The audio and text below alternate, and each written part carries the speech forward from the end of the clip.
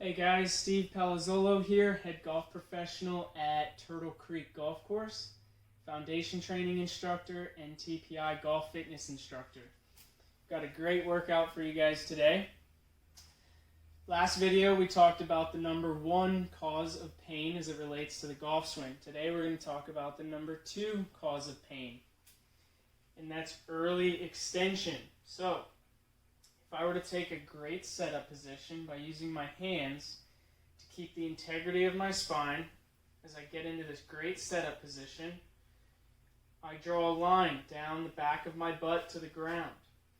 I want my hips to stay on that line as I get to the top, and I want my hips to stay on that line as I rotate down towards impact. Early extension happens when one of two things happen.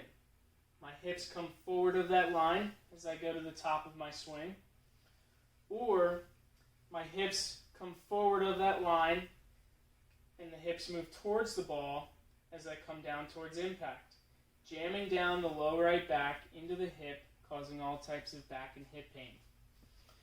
Almost all golf fitness professionals will tell you if you cannot overhead deep squat, that you're 99% likely to early extend in the golf swing. And that's just not true. So don't worry. If you cannot overhead deep squat, we can fix the problem by bringing the attention into the hamstrings, the glutes, and the back, into the posterior chain. And that's what we're going to work on today.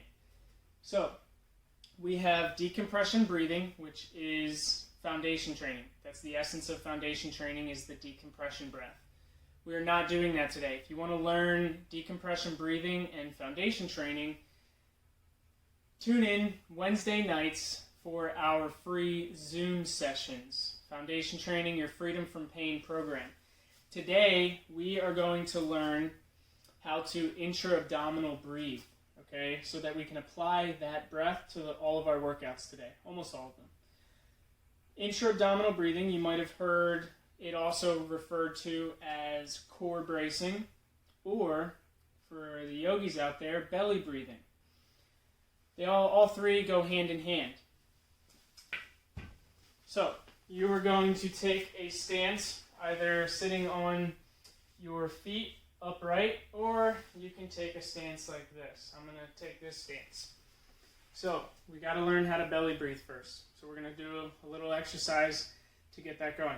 We're going to take our Buddha hands here, pinky, ring, middle finger. Draw a line straight out from the belly button. Let's go 1 inch below that line. On either side of the belly button, let's put those 6 fingers. Now, what we're going to do is we're going to take a breath in, put pressure into those 6 fingers, breath hold 1 to 2 seconds, exhale, let it go. Inhale, pressure into each hand, into each of those 6 fingers. Breath hold. Exhale, keep the pressure. So the magic happens on the exhale. So, inhale, pressure, breath hold, let it go, keep the pressure into those 6 fingers.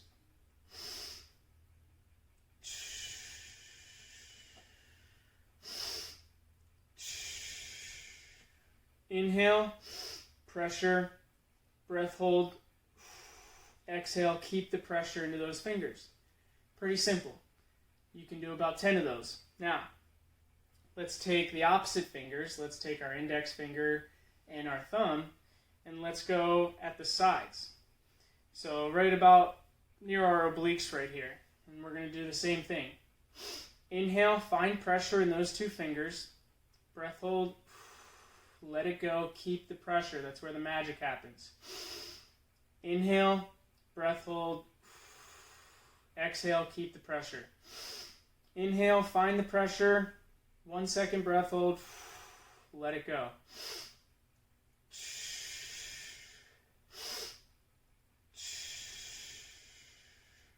So, what we're doing is we're pressurizing this cylinder right here.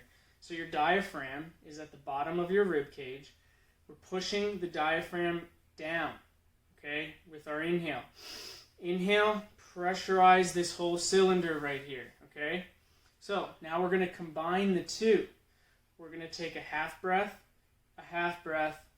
let it go, keep the pressure. So this is what it looks like.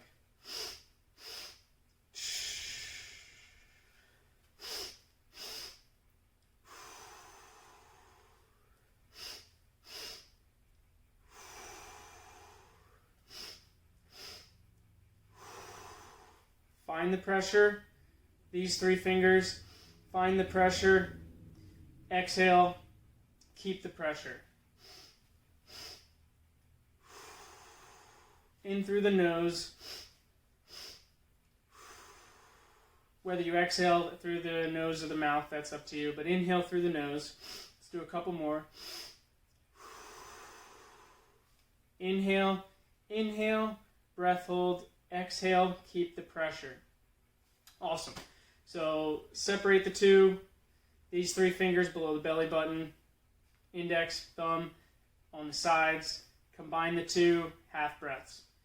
There's no limit to the number of times you can do those. We're going to talk about why the intra-abdominal breath is so important later. So let's get right into it. We are going to perform the chop. We are going to take a stance where our feet are just barely rotated out. So the toes barely point out. And what we're going to do is we're going to swing our arms up as we inhale. Hold the breath, chop, come on back up, exhale. So when I perform this chop motion, I inhale, pressurize my cylinder just like we were doing in the previous exercise. Breath hold, chop, and come on back up. Let the air go. Keep the pressure in the cylinder. So, 2 things we're not doing. We're not folding into this position, and we're also not dumping all of our weight into our knees. It's a really nice combination of hips travel back, knees react at the same time. Keeping the integrity of our spine, if you refer to the last video, keeping the integrity with our hands. We're not bending the spine to get into this position. We're not creating any points of compression. We're keeping the integrity of the spine. So, let's put it all together. Inhale, pressurize that cylinder. Find the pressure as if your fingers were into these positions. Breath hold, chop, and then come back up. So, inhale, find the pressure. Keep the pressure, chop, hips move back, knees react, come back up. Inhale, find the pressure in that cylinder, chop down, come back up, let it go. When you come down, you can engage the lats here, so almost like you're palming a couple basketballs behind you. So you're literally chopping your hips back. So you're chopping your hips back, and you can think about palms up, palming some basketballs, active through the fingertips in that position. Just an added bonus there, engaging the lats. So important. So, inhale, find the pressure, chop, and then come back up. Keep the pressure in the abdominals the whole time. Keep that pressure. Don't ever let that go. It's constant. Couple more. Chop. Come back up. Let the air go. Chop. Come back up. Let the air go. Almost everything that we perform is going to be more effective without shoes on. We have a better connection to the ground. So for the chop, the insides of the feet were parallel. For our hinges, we can go hip width, we can go 2 times hip width, we can go wider than our mat. But our toes are turned in. If you notice, I'm going to go 2 times hip width. The outside edges of my feet are now parallel. So the toes turn in. I feel my hips internally rotate, kind of like a scroll wrapping towards center. The hips going to feel like they're hugging here, okay? So, toes are turned in, internally rotate the hips. I'm going to turn to the side here, and I'm going to play a tug-of-war game. My hips and hands are going to reach apart simultaneously. And I'm going to come back up. I'm going to start in a good position with my shoulders, so I'm not going to be thumbs down. I'm going to externally rotate the shoulders from the shoulder joint. I'm not squeezing my scapulas together, so I'm not squeezing my scapulas together here. Just simply turning the shoulders over from the shoulder joint. Take my stance, shoulders in external rotation, hips and hands reach apart here. There's a key difference between this, the hinges, and our chop. Our hinges, the knees actually travel back with the hips. So they never dump forward here. As I hinge over, I'm not just folding, and I'm also not dumping the weight into my knees. My knees are soft, they're slightly bent, and they're pulling back with the hips. I'm playing this tug-of-war game. I can take a deep, tall breath. I'm playing this tug-of-war, hands and hips reach apart. My gaze is at the horizon, my weight's through my heels, I'm connected through my feet. The better I get at this, the more the knees will travel back with the hips, rather than stay forward. So, knees travel back with the hips, I feel tension into the hamstrings and the glutes, and I use that tension in the hamstrings and the glutes to just pop me right back up. Keep the integrity of the spine. You only have to come here. You don't have to play a super big tug-of-war game at first. So small hinge, knees move back with the hips. Reach forward, hips reach back. Keep the integrity of the spine. Check in with your hands if you have to make sure that you're not bending the spine to get into these positions, whether it's S posture or C posture. You notice my spine is just along for the ride right here. Spine's along for the ride. Pop back up using those glutes and hamstrings. Those are hinges. So now we are going to add a second motion to the chop. Again, take our stance just a little bit open here with our feet. We're going to inhale, pressurize this cylinder here, chop down, and now our hips and knees are going to react a little bit further, getting us into this squat position here, and then come on back up. So, inhale, find the pressure, chop, leave a little bit of bend in the knees, where the knees can travel out just a little bit more. Into a squat. We're not past parallel here. Our butt does not go below the knees. We're keeping the tension in our hamstrings and glutes. So inhale, chop, leave some reaction in the knees to get down to here. Come on back up, let the air out. Pressure is constant in our cylinder down here, our lower chamber. Inhale, chop, come on down. These are not easy. Let the air go. Inhale, chop, down into our squat. Come on back up. Let the air out. One more. Inhale, chop. Hips and knees react at the same time. Look at that. Hips travel back, knees react. It's not a fold. It's also not dumping the weight into my knees. Hips and knees react at the same time. Get down further into a squat position here. Again, our hips are not going to go below our knees. One more. Chop, find the pressure in the abdominals. Come down a little bit further into your squat. There's two parts to this. Exhale, let it go. The pressure in here is constant. Okay, bird dogs. So, let's come down on all fours. Pull your chin and your throat and your nose away from the ground. We can pretend like we're unscrewing the caps of a jar with either hand, right hand counterclockwise, like this into the ground, so just for extra support. And now, from here, take a breath, find that intra-abdominal pressure, opposite hand and leg. And we're just reaching straight out. Exhale. Inhale, pressurize the cylinder, opposite hand and leg. Come on back. We're strong through the shoulders. We're not sinking into this. Pull the nose and throat away. We're not hyperextending, we're not coming too far, we're just reaching straight forward and straight back with our arm and our leg.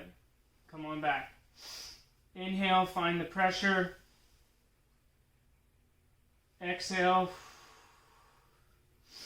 Inhale, find that pressure, pressurize the cylinder. Breath hold, 4 to 5 seconds. Let the air out when you come back down. Inhale, find that intra-abdominal pressure. Come on back. So from here, it looks like this. Inhale, opposite hand and leg. Keep this foot internally rotated rather than like this. Keeps the hips square. Inhale, find that pressure. Breath hold, contract. Let the air out. Inhale, find the pressure. Let's do 2 more. Breath hold, contract. Come on down. Let the air out. Inhale, find that intra-abdominal pressure. Opposite hand and leg. Reaching straight out and straight back. Not hyperextending. Contract. Let the air out. Okay, so you got bird dogs. Those are called bird dogs. Now we've got dead bugs. Same position. We're going to take it on our back. Inhale.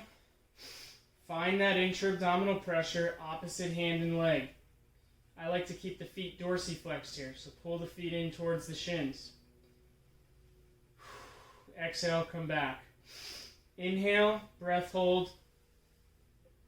Contract 3 to 5 seconds. Let the air out when you come back. Inhale, find the pressure. Contract. Come on back up. Relax. I'm going to do a few more here. I'm enjoying the challenge. Breath hold. Let it go when you come back. Inhale, find this pressure down here as if the fingers were in those 2 spots. Opposite hand and leg. Come on back. Keep the back of the neck long. Inhale, find the pressure. Opposite hand and leg. Find that contraction. Keep the pressure constant in your cylinder. Let it go when you come back. So, same position, we just take it on our back. So you've got bird dogs and dead bugs using our intra-abdominal breath. Super important. Now, let's go into some plyometrics. Let's amp it up a little bit for speed. Let's perform some skaters.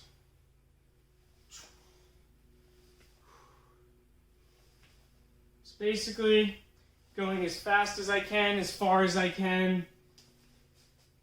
And what I want to do here is make sure that my knee stays over my foot as I land. I want to be nice and stable as I land. Using the hands to coordinate could help.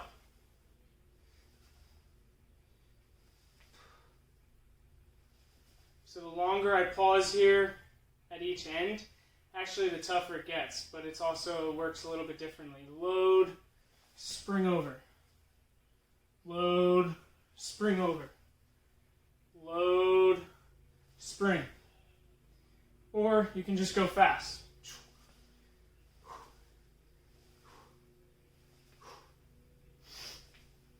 You can use your intra-abdominal breath here a little bit, keeping the core engaged.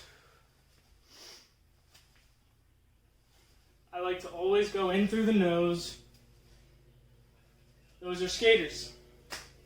Let's go. What we're going to do, we're going to hold the club out pretty wide.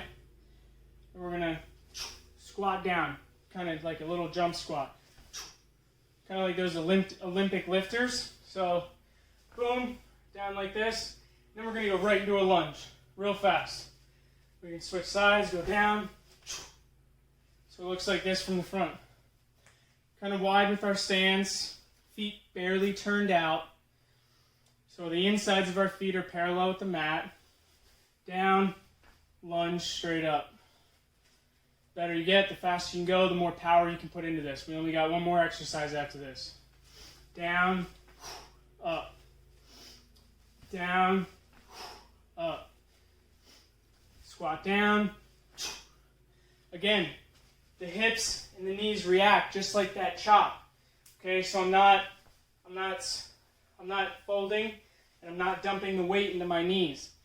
It's a nice blend of hips and knees reacting straight up into that lunge.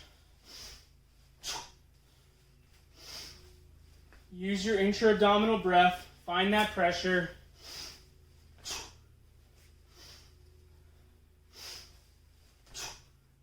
Press straight up as fast as you can.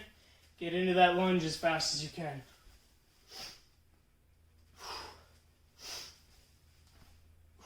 Okay. Awesome. Let's do one more. Single leg pushes. We're going to hinge over. We're always, always, always keeping the integrity of our spine. If you can't keep the integrity of your spine, whether it's in knees, so always use your hands. Make sure you're not feeling that bend in the hands. You're not in S posture and you're not in C posture. Keeping the integrity of the spine. So for these, as we hinge over and come up, lift the knee as fast as you can. Hinge over, knee up.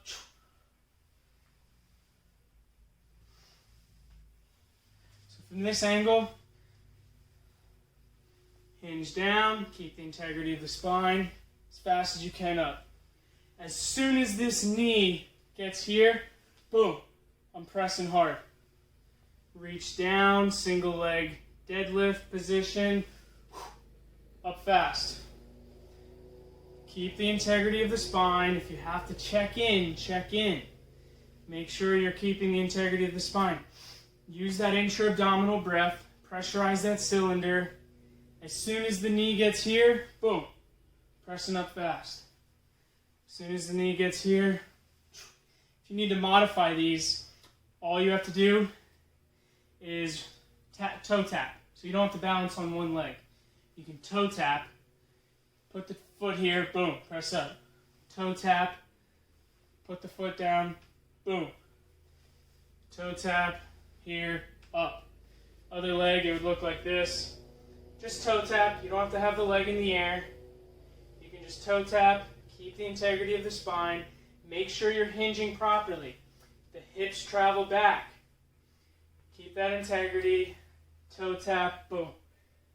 Toe tap back here, hinge properly. Boom, straight up. Plenty of exercises there for you guys. So, nice little blend of the chop to the squat. Hinges. We did bird dogs, dead bugs, skaters, and a couple plyometric exercises. If you notice, it all involves some type of hinge, okay, where we keep the integrity of the spine, we keep the spine long. If I hinge properly, you notice my spine is just along for the ride. It's not bending. It's not bending like this. It's also not rounding. My spine stays long, strong, and braced, and it's just simply along for the ride. Just like that. Hope you guys enjoyed.